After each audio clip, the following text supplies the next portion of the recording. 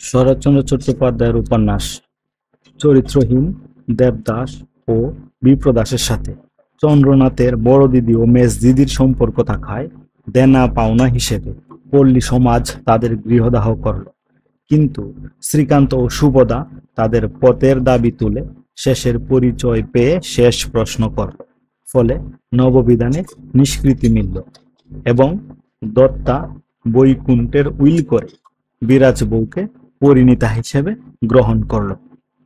এটা যদি আমরা মনে রাখতে পারি তাহলে শরৎচন্দ্র চট্টোপাধ্যায়ের সবগুলো উপন্যাস আমরা মনে রাখতে পারবো।